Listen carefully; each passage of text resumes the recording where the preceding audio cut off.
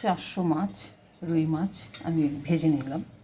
এখানে মাছের তেল রয়েছে, এর মধ্যে আমি দিয়ে দিলাম আলু আর কাঁচকলা। এই আলু আর কাঁচকলা দিয়ে আমি আজকে মাছটা রান্না করব। এখানে নিয়ে নিয়েছি 4টে ছোটো ছোটো কাঁচা লঙ্কা, 5-6 কোয়া রসুন, 2 টুকরো আদা দিয়ে এটাকে এই মশলাটাকে পেস্ট করে রেখেছি। এখানে একটা বড় মাঝারি সাইজের পেঁয়াজ আর এরকম 2টো টমেটো এখানে পেস্ট করে রেখেছি। এই দিয়ে আমি রান্না করব। এবার কাঁচকলা আলুটা ভেজে নেব। রুই মাছের ঝোল 400 গ্রাম কাঁচকলা আলুটা ভেজে নিই। দেখুন আলু কাঁচকলাটা ভাজা হয়ে গেছে। আমরা এইভাবেও রান্না করতে পারি। আমরা তো অনেক সময় আবার মশলাগুলোকে আলাদা করে ভেজে নিই সব তরকারি তুলে। আমি আজকে না করে এইভাবে দিয়ে দিলাম। আমি দিয়ে দিলাম রসুন, আদা আর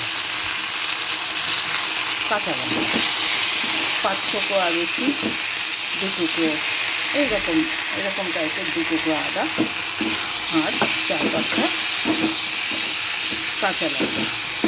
রসুনের ঝাঁঝালো গন্ধটা ততক্ষণে চলে গেছে। এবার আমি দিয়ে দেবো এই পেঁয়াজটা, একটা মাঝারি সাইজের পেঁয়াজ, সেটাও বেটে দিয়েছি। পেঁয়াজটা দিয়ে দিলাম।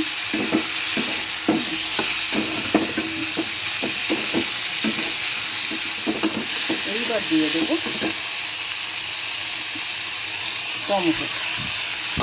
টমেটোটা পেস্ট করে নিয়েছিলাম।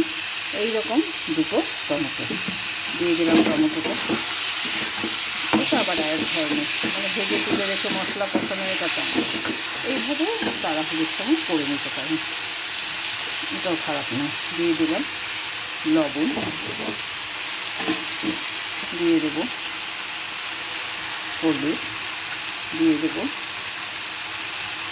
জিরের গুঁড়ো, দিয়ে দেবো ধনের গুঁড়ো, দেবো একটু, দিয়ে দিলাম গুঁড়ের বাতাসা। মোটামুটি আমার সব দেওয়া হয়ে গেল। এবার আমি মশলাটাকে কষাবো। কষিয়ে আপনারা ইচ্ছা করলে গরম জলও দিতে পারেন। আমি আর আজকে গরম জল করবো না, ঠান্ডা জলই দিয়ে দেবো। আর নামানোর আগে গরম মশলা, তাহলেই হয়ে যাবে আপনাদের রুই মাছ দিয়ে কাঁচকলা আলু দিয়ে ঝোল। এটা কালিয়া নয়, প্লেন একটা ঝোল করছি। মশলাটা ড্রাই হয়ে যাচ্ছে কষানোর জন্য, যাতে না পুড়ে যায়, তার জন্য আপনারা তেল না দিয়ে সামান্য জল দিয়ে দিতে পারেন। দিলে কী হবে, মশলাটাও ভালো কষবে এবং মশলাটা জল দেওয়ার জন্য পুড়বে না।